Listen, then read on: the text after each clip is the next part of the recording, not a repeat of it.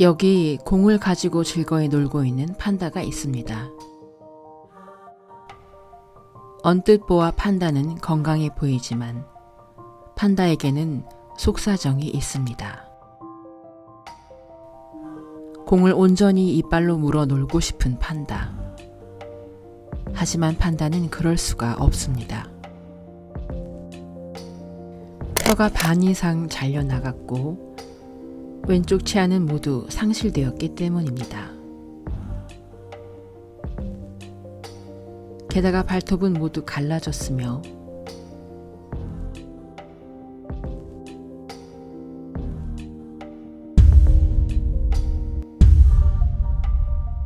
머리엔 이유를 알 수 없는 구멍이 났습니다.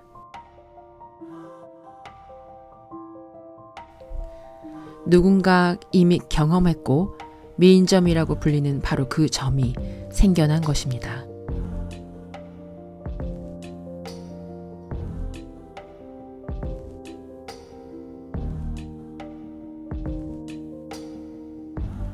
이 모든 것이 고작 한 달간의 변화라면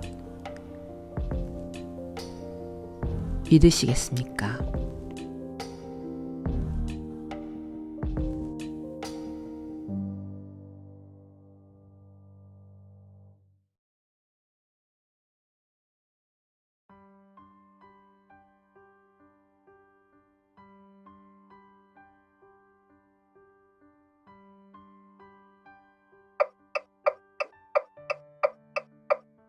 한 달 전 바오리에게는 어떤 일이 일어났던 것일까요?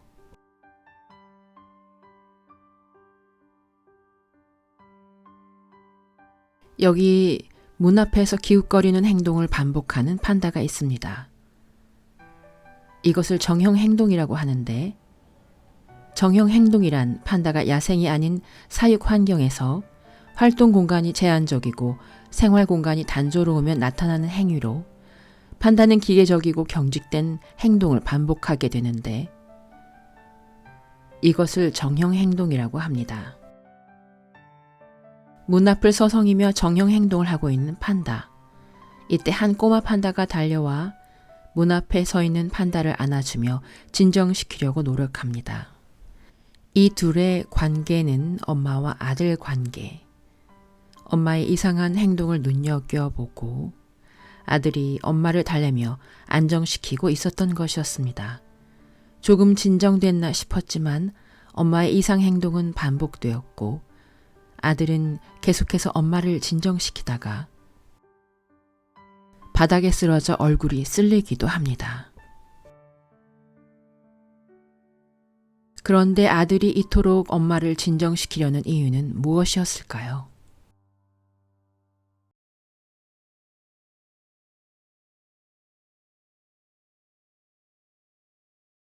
엄마 바오바오는 2013년 8월 23일 미국 워싱턴 국립공원에서 태어나 2015년 3월 2살도 안 되어 엄마 메이샹으로부터 독립 생활을 시작했고 2014년 12월 태어난 지 4개월도 안 되어 동물원 전기 울타리에 감전되는 사고를 겪었습니다. 게다가 4살이 되던 해 바오바오는 부모를 등지고 미국에서 중국으로 돌아가야 했기에 정서장애와 불안 증세를 갖게 되었으며 평온한 가운데에도 발작을 하기도 했고 야외에서도 이런 정형 행동을 되풀이했던 것입니다. 그래서 어렴풋하지만 어린 바오리는 알고 있었을 것입니다. 그럴 때마다 엄마 곁에서 엄마를 따뜻하게 안아줘야 한다는 것을 말입니다. 바오리의 손을 지그시 물어 자신의 감정을 누그러뜨리는 엄마 바오바오입니다.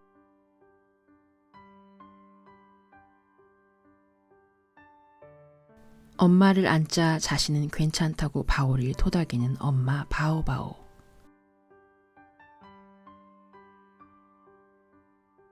바오리는 평소 사육사를 잘 따르고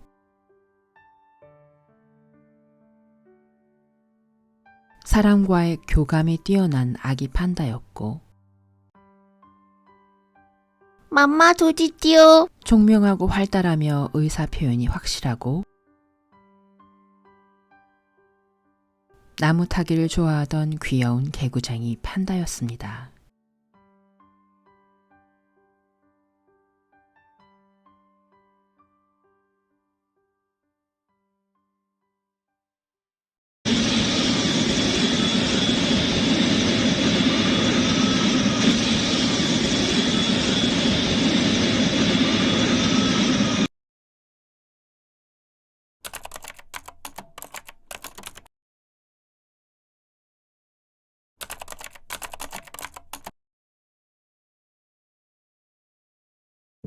바오리는 메이샹과 티안티안 그리고 샤오치지 가족이 23년간의 계약 완료 후 중국으로 반환된 후에 미국으로 가게 된 판다입니다. 바오리는 칭바오와 함께 2024년 10월 15일 미국에 도착한 후 한 달간의 검역 기간을 거쳐 사람들에게 영상으로 먼저 공개되었습니다. 바로 이런 상태로 말입니다. 하지만 이상한 점은 이뿐만이 아니었습니다. 이것은 중국 판다 보존 연구센터와 미국 스미스소니언 동물원 간의 계약서입니다.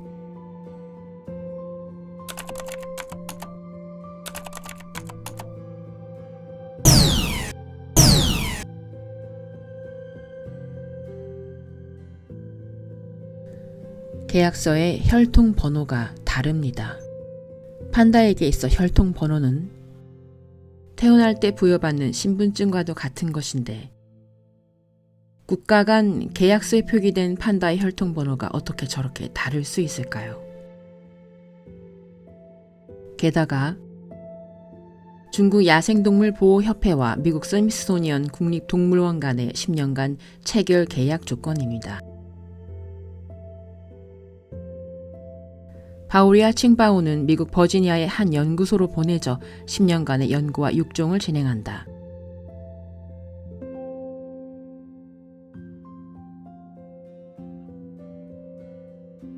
이 연구소는 20종을 대표하는 264마리의 동물에 대한 육종 및 수의학 연구를 수행하며 인간의 케어 아래 동물 관리에 대한 핵심 데이터를 제공하고 야생 개체군 보호에 대한 귀중한 비전을 제공한다. 3. 중국과 미국은 판다의 건강과 안전을 효과적으로 보장하기 위해 판다 사육 관리 규정 및 기술 표준을 엄격히 준수하고 검사 및 평가를 수행한다.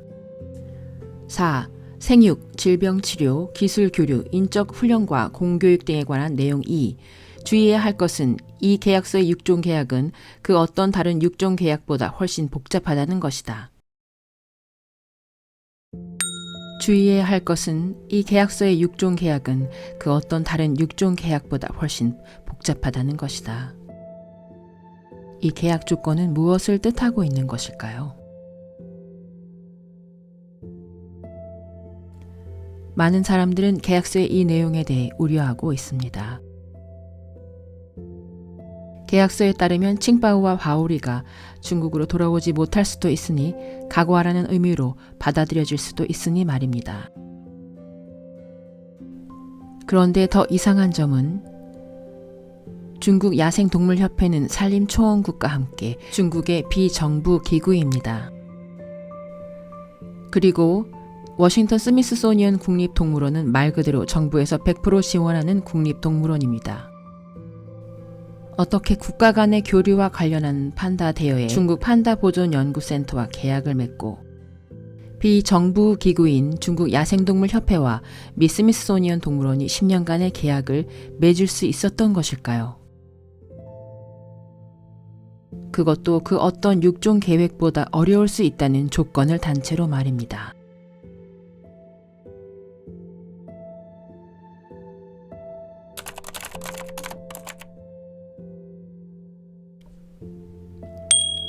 바오리의 머리에 일명 미인점이라 불렸던 구멍이 보입니다.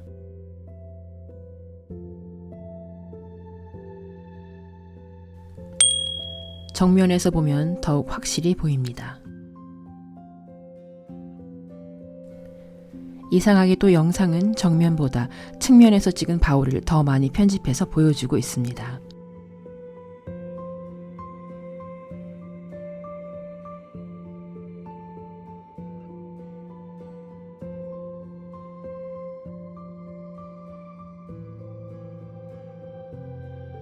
칭바오의 엉덩이 부근에 원래는 없던 점이 생겼습니다. 허리 척추 부위, 대퇴 부위, 꼬리 부위 등 골수 채취의 천자침 흔적으로 보이는 상처들이 눈에 띕니다. 참고로 중국에서 동물의 골수 채취는 천자침이라는 침과 골수 채취용 주사기 2개를 이용해 골수를 뽑는데 칭바오의 몸에 난 상처의 위치와 골수 채취의 부위가 일치합니다.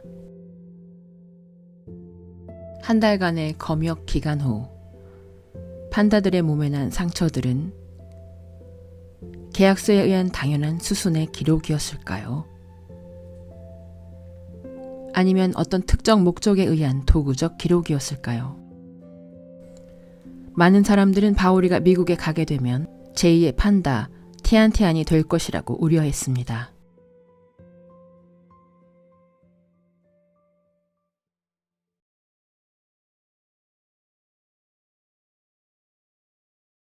(1997년 8월 27일) 중국 판다 보존연구센터 허타오핑 재생화 훈련기지에서 태어난 티안티안은 혈통번호 458번 어머니 용바 가문의 유일한 후손이자 아버지는 판판으로 2000년 12월 6일 아내 메이샹과 함께 미국 스미소니언 국립동물원으로 이주해 철창 하나를 사이에 두고 23년을 서로 그리워하며 살았고 오직 1년에 단 하루만 합사가 가능해도 서로를 너무나 사랑하고 아끼는 판다 부부였습니다. 오빠 눈 오니까 호떡 먹자. 난 붕어빵. 하지만 부부에게 아이가 자연스레 생기지 않자 계절 번식을 할 때가 되기만 하면 티안티안은 실험대에 올라야만 했습니다. 티안티안은 총 24회의 전기 충격과 11번의 인공정액 추출 실험을 받아야 했고 인간의 나이로 치면 80세까지 실험대에 올라갔습니다. 수의사들과 학자, 연구자들은 전기정액 추출이 끝나면 고통받는 실험대 위의 동물 옆에서 환하게 웃으며 사진을 찍었고 실험과 연구들을 이어나갔습니다. 번식과 육종 개발에 앞서겠다는 그들은 23년간 되풀이해온 전기정액 채취와 인공수정, 냉동정자를 이용한 인공수정 및 임신에 관한 각종 동물 실험과 연구를 하고 논문을 쓰고 각종 판다 관련 특허를 냈습니다. 참고로 샤오치지는 냉동정액을 이용한 임신 사례입니다. 그러는 동안 메이샹과 티안티안 사이에서는 2005년 7월 태산이 태어났고 2013년 8월 23일 딸 바오바오가 태어났으며 2019년 아들 베이베이가 태어났고 2020년 8월 21일 샤오치지가 태어났습니다.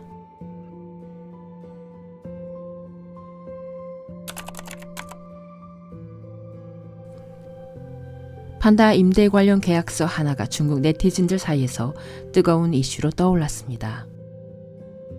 중국 야생동물협회와 스미소니언 국립동물원 간의 자이언트 판다 협력 연구 및 번식에 관한 연장 계약. 왜냐하면 중국의 네티즌들이 미 연방규정 웹사이트의 오픈소스에서 발견한 메이샹과 티안티안의 임대 계약서를 SNS에 올려 공론화시켰기 때문이었습니다.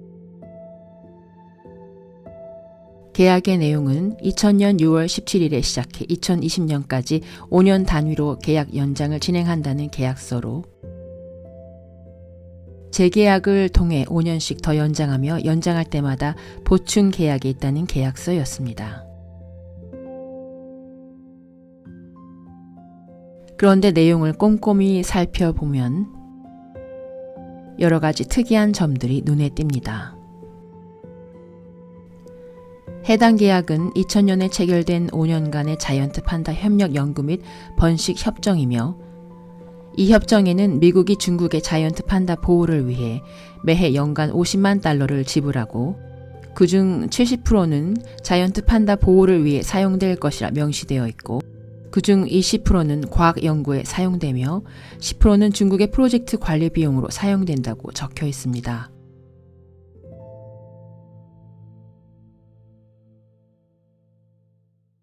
그런데 과연 중국이 판다 대여비 중 70%를 판다 보호에 쓰고 있을까 하는 의문이 들었습니다.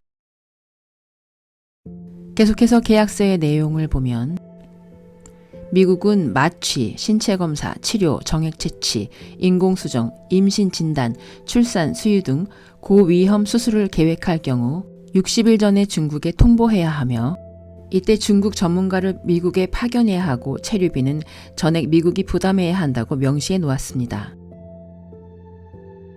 또한 계약에는 미국이 자이언트 판다를 복제하는 것을 절대 금지하고 자이언트 판다와 그 자손과 관련된 그 어떤 활동은 전혀 할 수 없으며 중국 야생동물보호협회에 보고되지 않은 마취를 미국이 시행할 경우 미국은 임대료 50만 달러 외에 중국에 매년 5만 달러를 내야 한다는 보충 협약을 따로 체결했다고 적어 놓았습니다.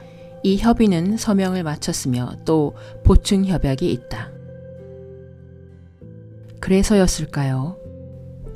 티안티안은 마취 없이 재갈을 물린 채 수술대에 올라 고통을 삼켜야 했을 때가 많았을지도 모릅니다. 그런데 중국이 판다 대여에 있어 마취에 이토록 예민했던 이유는 무엇이었을까요?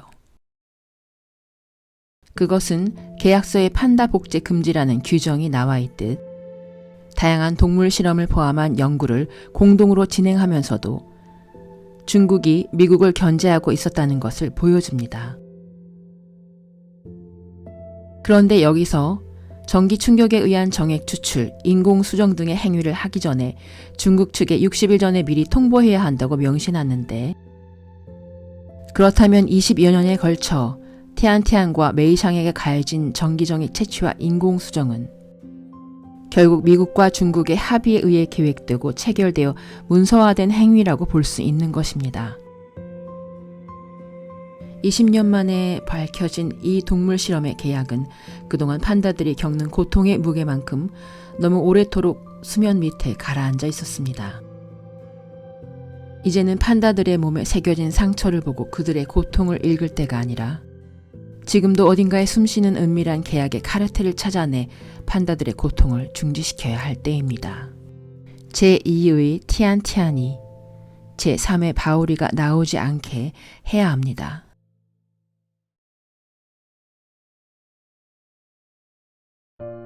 정서적 장애를 앓고 있는 엄마를 안아주고 달래주던 착한 아들이 따뜻하게 엄마를 돌보며 그들이 심장을 마주하고 오래도록 그 심장 소리가 마주하는 날까지 그들을 보호해야 합니다.